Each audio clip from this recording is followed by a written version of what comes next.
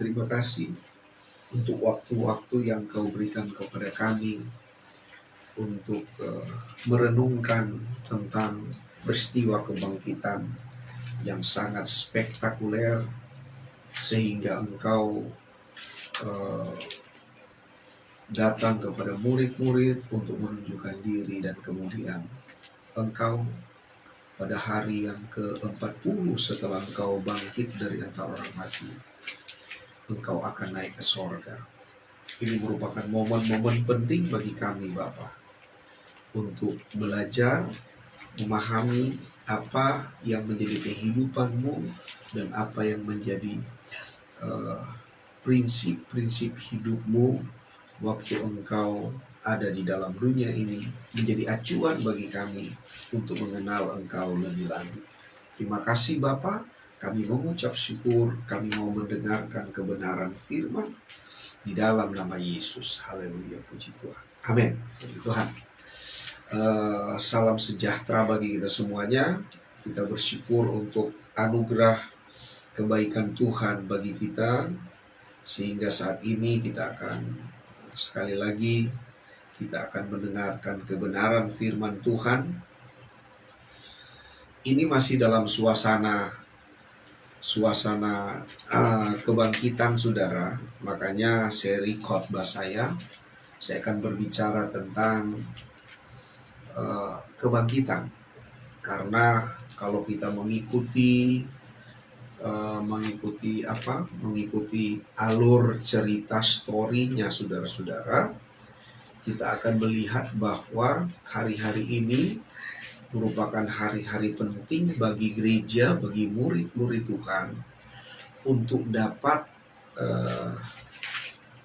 pesan-pesan dari Tuhan, untuk dapat pesan-pesan yang mulia dari Tuhan, supaya murid-murid itu memahami sebenarnya pelayanan Yesus dan maksud dan tujuan Tuhan datang ke dalam dunia untuk memberitahu tentang keselamatan bagi orang percaya.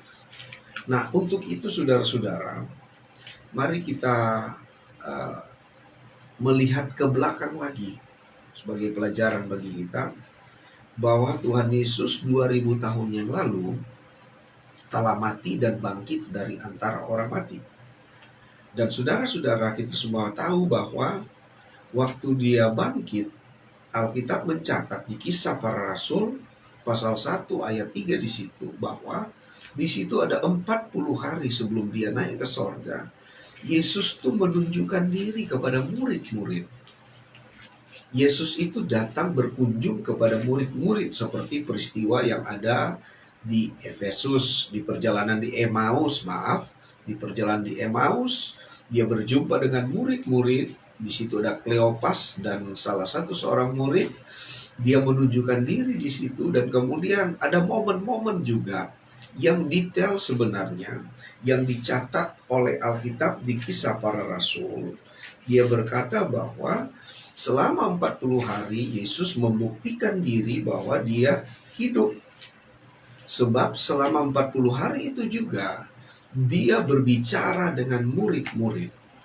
Jadi saudara-saudara, ini merupakan momen penting. Kalau kita hitung dari kebangkitan Kristus, kalau di dalam kalender kita, saudara-saudara, sudah pada hari yang ke-16 atau 17 sekarang, Yesus bangkit dari antara orang mati. Makanya kita ada hari Pentakosta nanti, beberapa minggu ke depan ada hari Pentakosta. Tetapi saudara-saudara sekalian, mari kita melihat bahwa memang hari-hari ini begitu penting, sehingga saudara-saudara, kita harus melihat dengan benar apa pentingnya hari-hari ini, supaya jadi pembelajaran bagi kita di waktu-waktu yang akan datang. Nah, untuk itu saya sekali lagi mau baca Kisah Para Rasul pasal 1 ayat 1 sampai 3 bagi kita semuanya. Kisah Para Rasul ayat 1 sampai 3. Hai Theophilus, dalam bukuku yang pertama, aku menulis tentang segala sesuatu yang dikerjakan, diajarkan Yesus. Tema kita saat ini adalah apa yang dikerjakan dan diajarkan Yesus.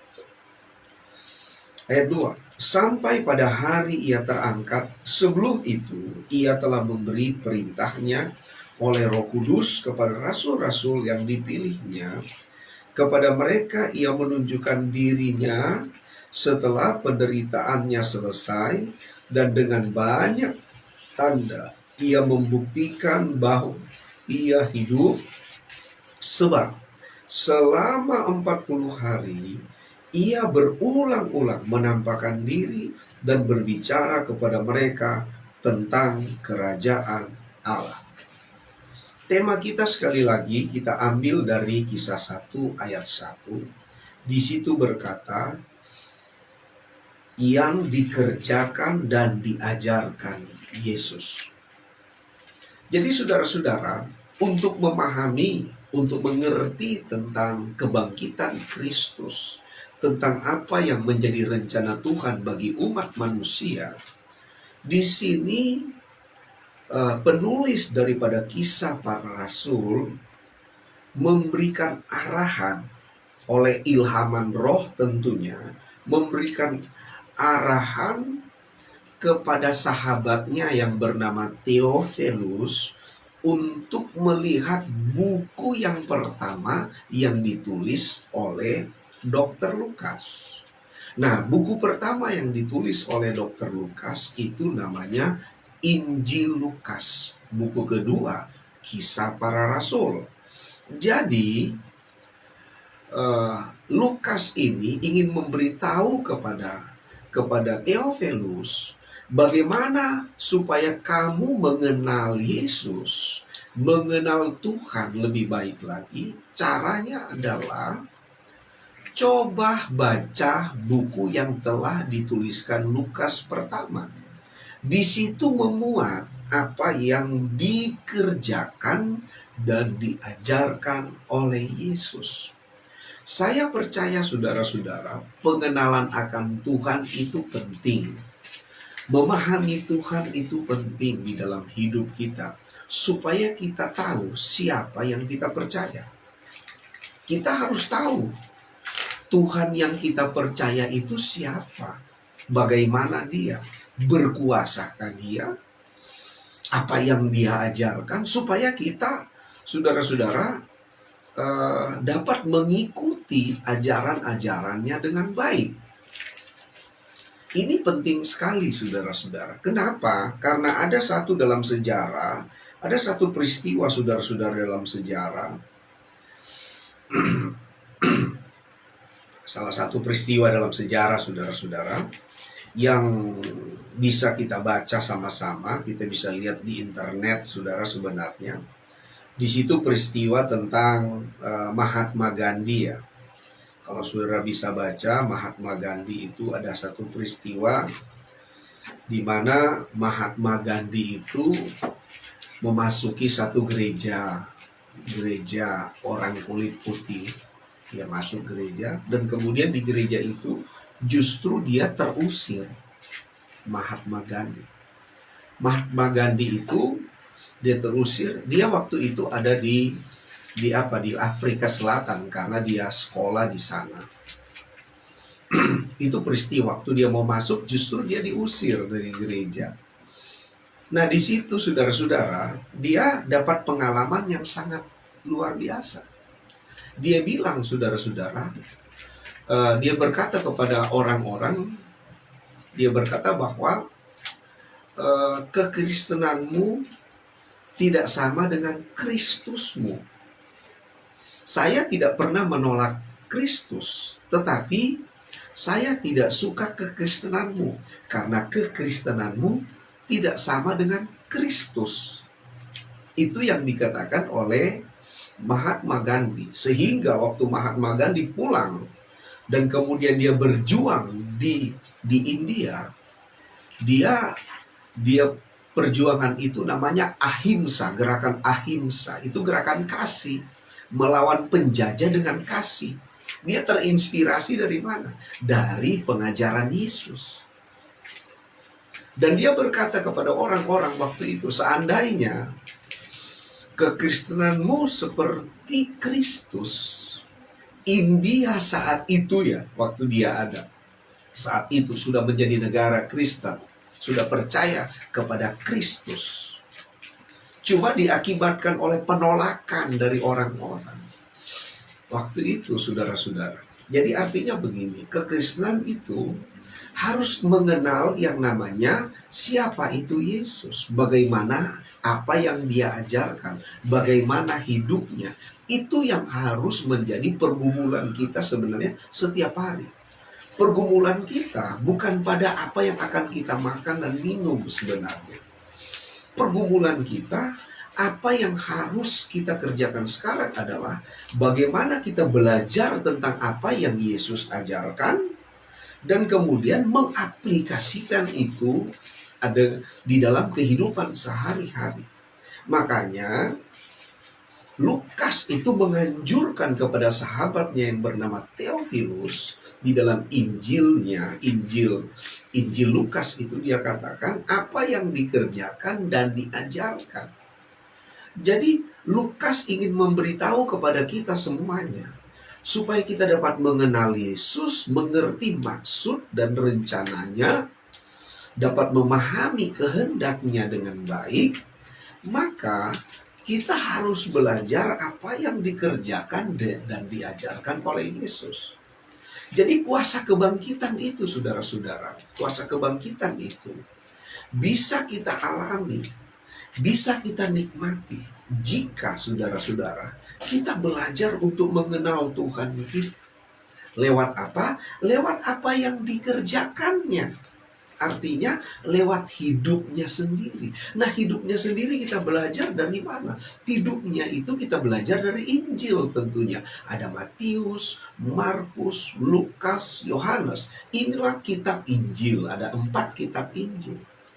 Nah, untuk secara penuh tentunya, untuk lebih mengenal Tuhan, kita belajar Alkitab. Alkitab itu ada 66 buku. Dibagi 2 bagian. Perjanjian Lama dengan bahasa Ibrani dan perjanjian baru dengan bahasa Yunani. Ada 66 buku. Dan itu ditulis selama 1400 tahun oleh 40 penulis. Bayangin. Alkitab itu, saudara-saudara, ditulis sekian lama. Itu tidak ditulis dalam satu waktu oleh satu orang. Bukan, itu ditulis oleh sekian banyak orang. Dan kurun waktu yang lama. Tetapi pesannya sangat luar biasa. Pesannya adalah Yesus Kristus itu adalah Tuhan. Yesus Kristus itu adalah firman yang menjadi daging, firman yang menjadi manusia untuk menyelamatkan kita semua dari dosa-dosa. Jadi saudara-saudara, ini sangat penting bagi kita semuanya untuk kita belajar. Makanya kebiasaan kita untuk baca Alkitab, merenungkan firman Tuhan, itu merupakan hal yang sangat penting. Karena lewat itu kita tahu apa yang dikerjakan Yesus. Artinya yang dikerjakan, artinya hidupnya Yesus itu bagaimana. Makanya Rasul Paulus berkata, yang kuhendaki, yang dalam Filipi pasal 3 ayat 10, yang ku kehendaki mengenal dia dalam kuasa kebangkitannya, mengenal dia dalam kematiannya, dalam penderitaannya. Itu Rasul Paulus berkata begitu. Jadi saudara-saudara, dari sini kita melihat betapa pentingnya kita mengenal Tuhan. Yang dikerjakan, kita harus mengenal dan mengerti. Nah, apa yang menjadi tools kita untuk mengerti tentang kebangkitan Tuhan, tentang kehidupan Tuhan? Toolsnya adalah Alkitab, yaitu firman Tuhan. Toolsnya itu, alatnya itu. Disiplinkanlah dirimu, disiplinkanlah hidup kita untuk membaca Alkitab. Itu penting. Haleluya. Nah, itu yang harus kita perhatikan. Jadi dalam Kisah 1 ayat 1 ini berbicara tentang sepenuhnya kehidupan daripada Yesus. Karena di sini dianjurkan untuk melihat Injil, melihat Alkitab, untuk dapat mengerti tentang, sekali lagi, memahami tentang hidupnya Yesus dan tentang apa saudara-saudara? Tentang prinsip-prinsipnya Yesus hidup itu bagaimana. Nah, dari sinilah kita akan mengenal Bapa kita. Karena Yesus itu adalah firman yang menjadi manusia. Kalau kita baca dalam Yohanes pasal 1 ayat 1 sampai 14, firman itu menjadi manusia. Jadi firman itu bukan statusnya Yesus. Firman itu adalah pribadinya Allah itu yang menjadi manusia, saudara-saudara. Makanya kelahiran Yesus itu merupakan peristiwa penting bagi umat Kristen. Peristiwa penting. Nah, peristiwa penting juga dalam kehidupannya Yesus adalah bagaimana dia melayani umat manusia dalam kurun waktu yang cukup singkat. Selama 3,5 tahun dia melayani. Dari usia 30 tahun dia melayani umat manusia. Ada 3 tahun setengah dia melayani umat manusia. Ini merupakan peristiwa. Nah, 3,5 tahun itu bagaimana dia melayani? Ya, kita baca di Injil.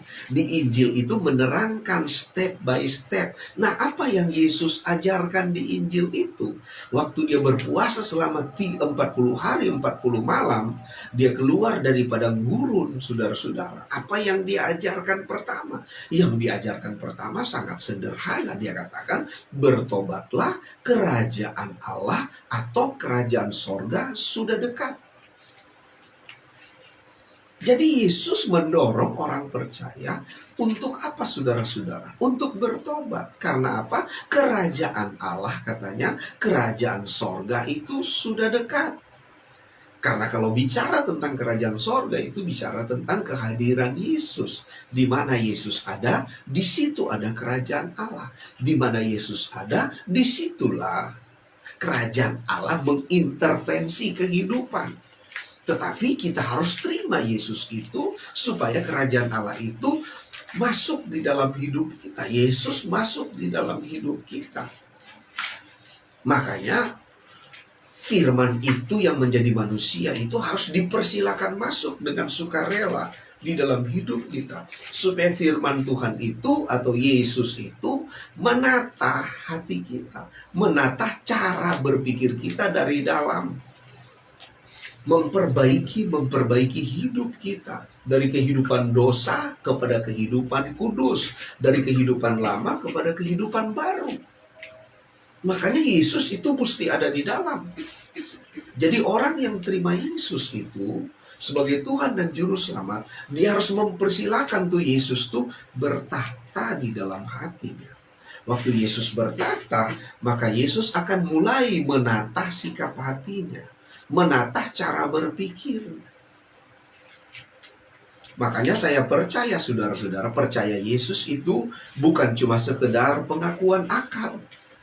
Percaya Yesus itu bukan cuma sekedar pengakuan mulut.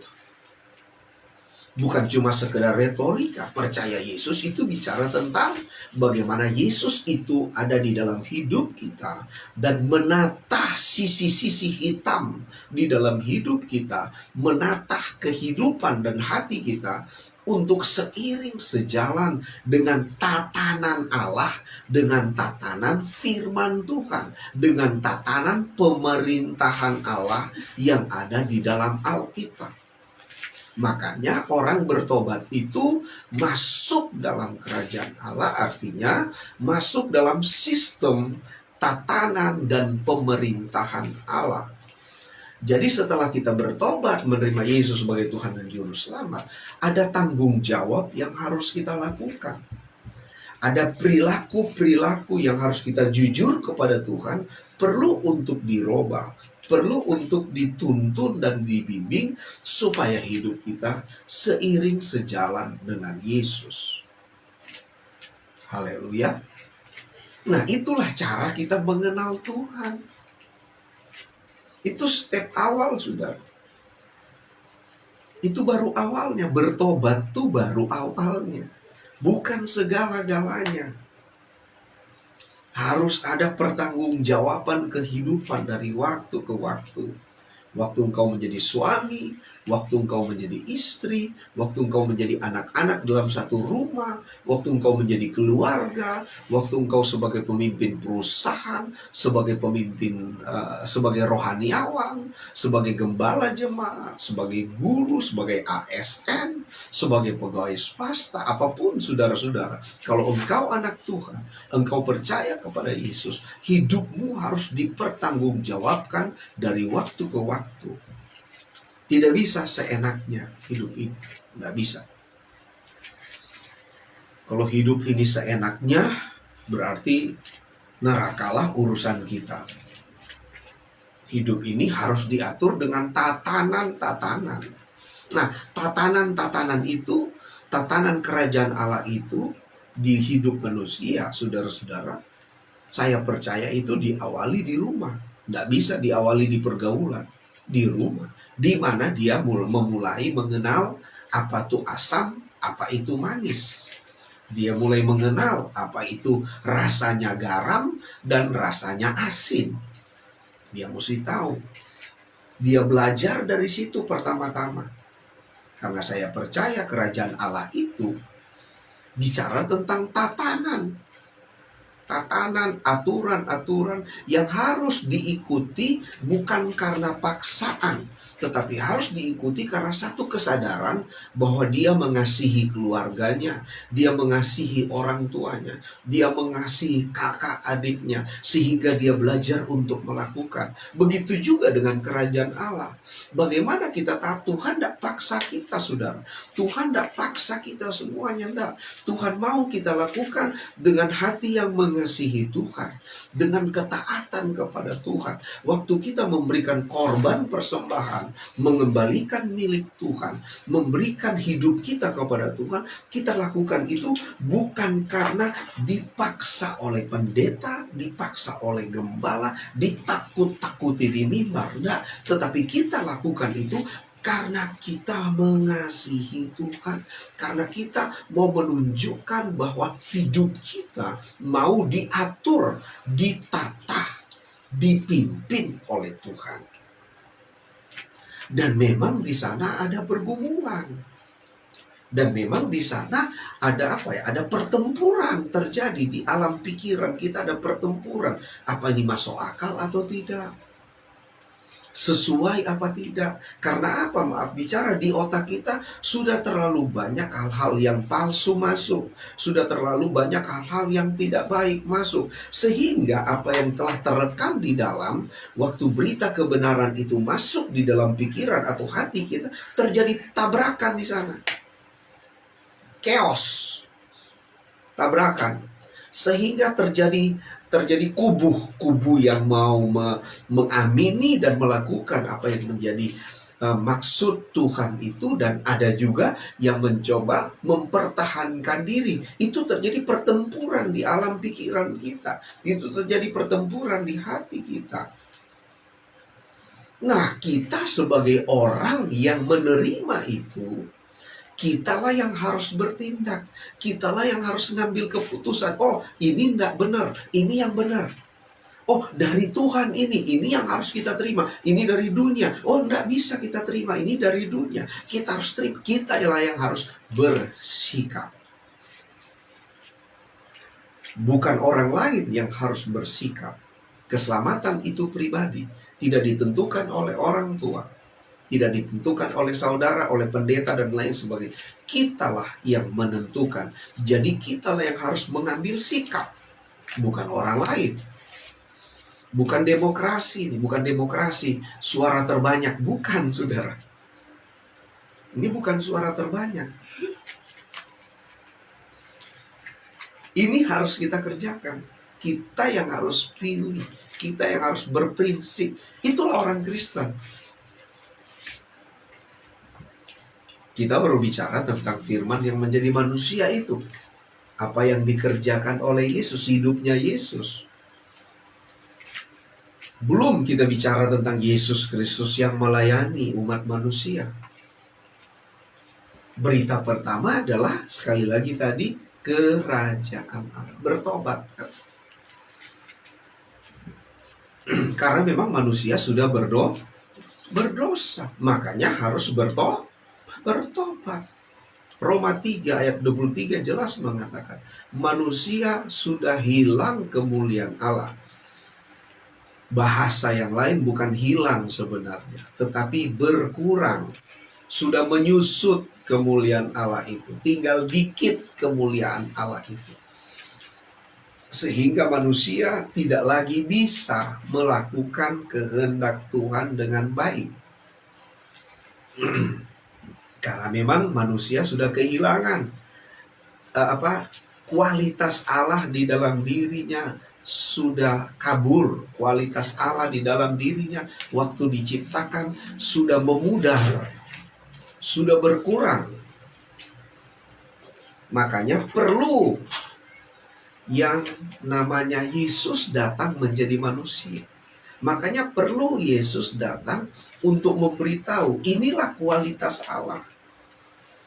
Memberitahu kepada manusia, memberitahu kepada orang banyak, beginilah kualitas manusia. Yesus mempertontonkan kualitas manusia itu yang sesuai dengan gambar Allah itu, itulah dirinya Yesus, firman yang hidup itu. Dia memberitahu kepada umat manusia. Nah, kita sebagai pengikut Kristus yang percaya kepadanya harus ikuti teladan Yesus. Sehingga sekali lagi Kisah Rasul pasal 1 ayat 1 berkata, yang dikerjakan dan diajarkan oleh Yesus. Jadi semua yang menjadi kehidupan Yesus, semua yang diajarkan Yesus, itu yang harus kita singkapi, itu yang harus kita perhatikan, itu yang harus kita lihat, dan itu menjadi sumber kehidupan kita. Menjadi sumber inspirasi kita. Menjadi sumber daripada perilaku cara berpikir kita. Haleluya. Nah, Yesus lagi mengajarkan apa selama 3,5 tahun? Yesus mengajarkan tentang doa dan puasa. Tapi waktu dia mengajarkan itu, dia hubungkan doa itu dengan apa, saudara? Dengan kerajaan Allah. Bapa kami yang di sorga, dikuduskanlah namamu, datanglah, perhatikan baik-baik ayat ini, datanglah kerajaanmu, jadilah kehendakmu di bumi seperti di surga. Jadi Tuhan mengajarkan bahwa supaya kehidupan kita di bumi ini maksimal, supaya kehidupan kita di bumi ini mengalami kehendak Tuhan, kerajaan Allah itu mesti datang. Jadi artinya begini, pemerintahan Allah itu harus mengatur hidup kita. Kita mesti ada dalam pimpinan kedaulatan daripada Yesus yang menjadi raja atas segala raja dari pemerintahan Allah ini. Kita harus ikuti aturan-aturannya. Kita harus lakukan kehendaknya. Supaya apa? Supaya kehendak Allah, kerajaan Allah itu, sorga itu terjadi di hidup kita. Sorga terjadi di keluarga kita. Sorga terjadi di komunitas kita. Sorga terjadi di gereja kita. Sorga terjadi di pekerjaan dan usaha kita. Kenapa terjadi? Karena kita diperintah oleh Allah. Kerajaan Allah itu datang. Begitu juga dengan berpuasa. Biarlah puasa itu bukan ajang untuk pamer. Puasa itu, saudara-saudara, bagaimana kita lebih sebenarnya mendekatkan diri kepada Tuhan. Kita tidak makan, tidak minum, bukan untuk diet. Kita tidak makan, tidak minum, bukan untuk apa saudara-saudara, untuk supaya sorenya kita makan dengan tamak, bukan seperti itu. Tapi justru sebenarnya doa puasa itu mengajarkan kepada kita bagaimana kita mendahulukan kehendak Tuhan. Bagaimana kita mendahulukan apa yang menjadi kerinduan Tuhan. Karena dalam puasa, dalam doa itu kita membangun keintiman dengan Tuhan. Supaya betul-betul kerajaan Allah itu terlaksana di dalam hidup kita. Haleluya. Apalagi yang Yesus ajarkan. Ya, Yesus ajarkan tentunya ada banyak mujizat, ada banyak keajaiban, ada banyak yang buta melihat, yang tuli mendengar, yang tidak bisa bicara, bisa berbicara, yang lumpuh bisa berjalan, yang mati pun bisa bangkit. Itu banyak kejadian yang Yesus kerjakan. Tetapi bukan itu yang jadi fokus kita. Yang jadi fokus kita apa yang diajarkan. Jadi yang kita belajar bukan mujizatnya. Yang harus kita belajar apa yang diajarkan di balik mujizat itu. Apa prinsip-prinsip hidup yang harus kita ambil dan kita hidupi di balik semua mujizat dan keajaiban yang terjadi. Makanya Yesus setelah itu mengajarkan murid-murid tentang perumpamaan. Perumpamaan ini perumpamaan yang sederhana. Tetapi saudara mesti tahu, setiap perumpamaan yang Yesus ajarkan, dia hubungkan dengan kerajaan Allah. Perihal kerajaan Allah seperti ini, dan seperti ini. Jadi Yesus mengajarkan, pengajaran-pengajarannya dihubungkan dengan kerajaan Allah. Jadi sebenarnya sumber daripada hikmat kita, sumber daripada teologi kita, saudara-saudara, bersumber dari kerajaan Allah sebenarnya. Kita mesti belajar semuanya. Jadi Yesus sangkut pautkan dengan itu. Coba perhatikan baik-baik di Injil. Baik Matius, Markus, Lukas, Yohanes. Coba saudara perhatikan baik-baik. Perumpamaan yang diajarkan oleh Yesus itu bicara tentang prinsip-prinsip kehidupan kekal. Itu berbicara tentang prinsip-prinsip paradigma yang benar. Bagaimana kita hidup di dunia ini supaya kita bisa menikmati yang namanya kerajaan sorga sepenuhnya. Yaitu bumi dan langit yang baru. Yang kita katakan sorga yang kekal.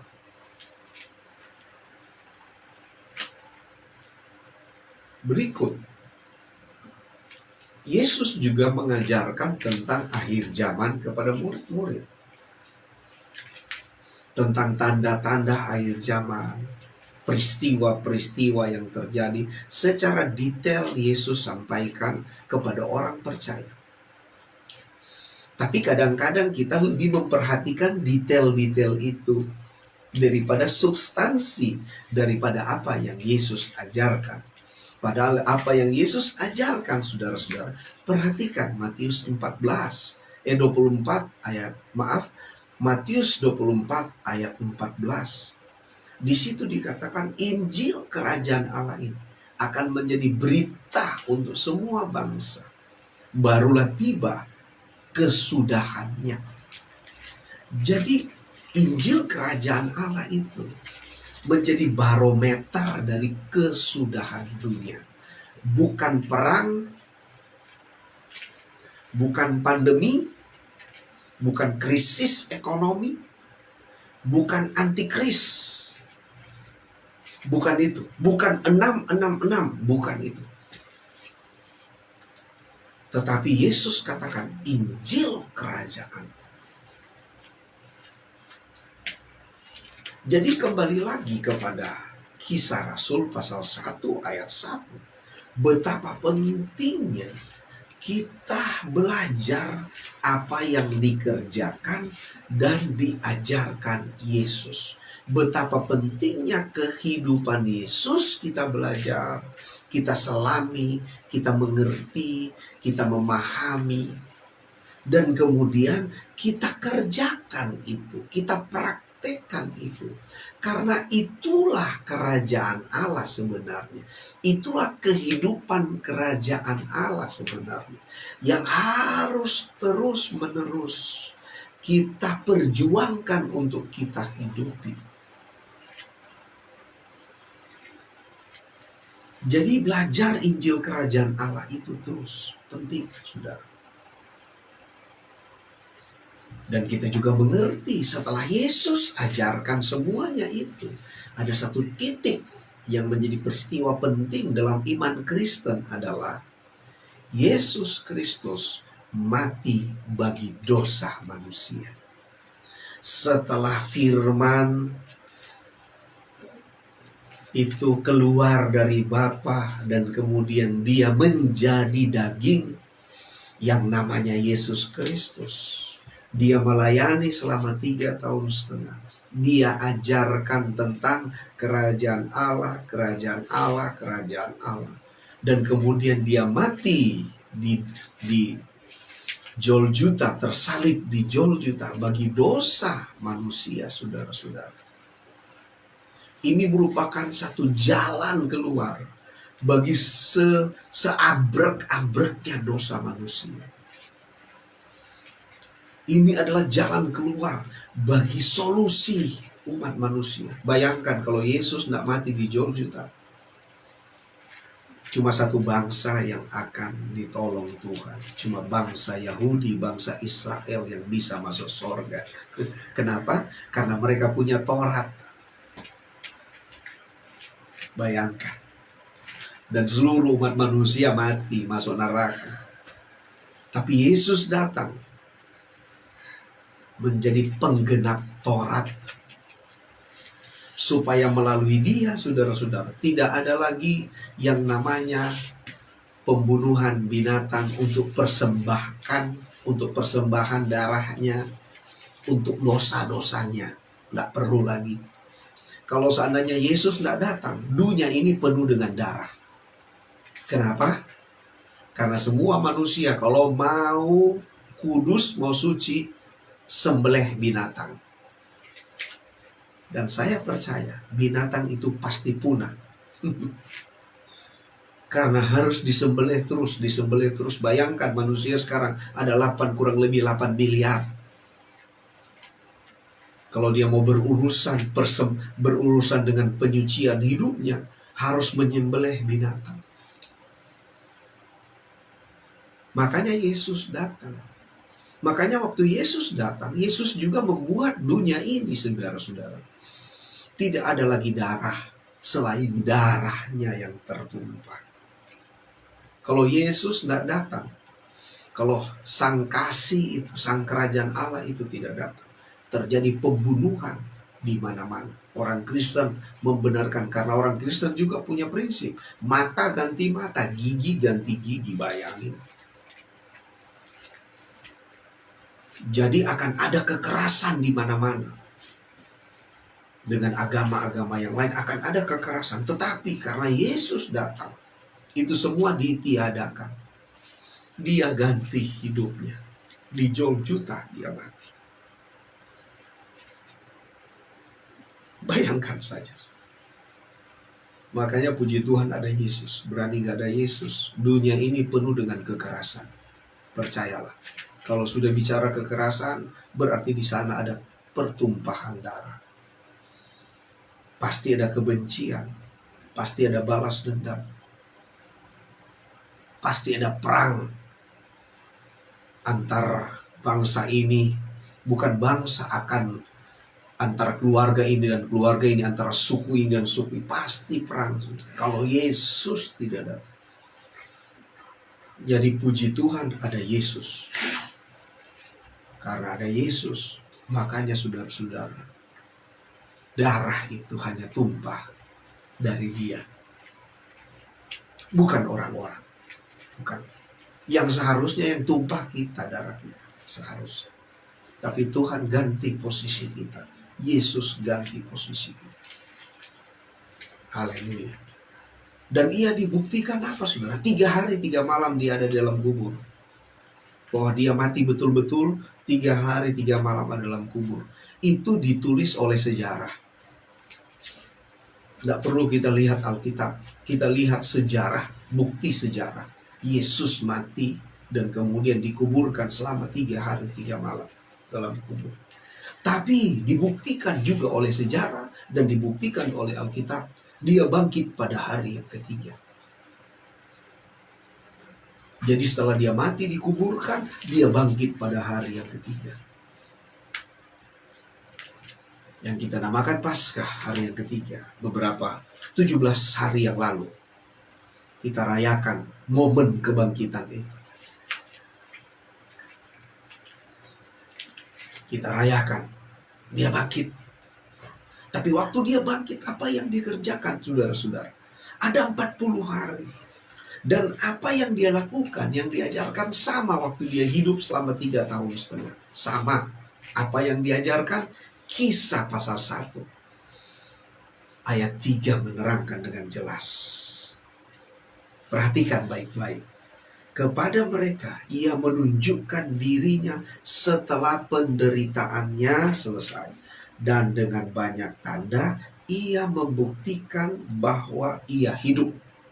Sebab selama 40 hari, ia berulang-ulang menampakkan diri dan berbicara kepada mereka tentang kerajaan Allah. Haleluya. Jadi setelah dia bangkit dari kematian, 40 hari ini saudara-saudara, kalau kita ikuti sejarah, 40 hari ini hari yang ke-17, 40 hari dia datang kepada murid-murid. Satu yang diajarkan seperti tema pengajaran dia waktu dia 3 tahun setengah mengajarkan murid-murid. Dia bicara tentang kerajaan sorga. Haleluya. Dia bicara tentang kerajaan Allah, sama persis. Makanya saya mengambil kesimpulan, kerajaan Allah itu perlu untuk kita pelajari lebih sungguh-sungguh. Lewat apa? Lewat hidupnya Yesus. Dan apa yang tadi di Kisah 1 ayat 3, lewat yang diajarkan Yesus. Jadi lewat pribadi inilah kita dapat mengenal Bapa kita, mengenal kerajaan Allah. Tidak ada yang lain. Tidak ada jalan pintas untuk kita tahu, memahami tentang kerajaan Allah. Dan saudara mesti juga tahu dan memahami, saudara, bahwa kepintaran tidak membuat kita sebenarnya mengenal Tuhan. Yang dapat membuat kita mengenal Tuhan adalah ketaatan kita. Sekali lagi, kepintaranmu tidak akan menjamin pengenalanmu akan Tuhan. Tapi ketaatanlah yang akan membuat engkau mengenal Tuhan. Haleluya. Makanya kita belajar terus untuk menjadi orang yang taat. Tuhan Yesus memberkati kita semuanya. Saya harap pesan seri kebangkitan ini menguatkan kita semuanya. Mari kita belajar untuk hidup dalam kerajaan Allah.